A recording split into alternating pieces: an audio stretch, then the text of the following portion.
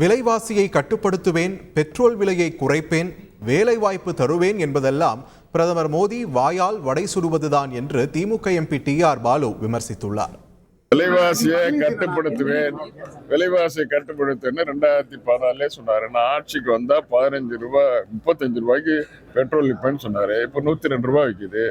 Cylinder வந்து 400 ரூபாய் விற்றது இப்போ 1200 ரூபாய் விற்கிது. டீசல் விலை 95 ரூபாய்க்கு மேலே போயிடுச்சு. ஸோ இது மாதிரி விலைவாசி கட்டுப்படுத்த முடியல மத்திய அரசால்.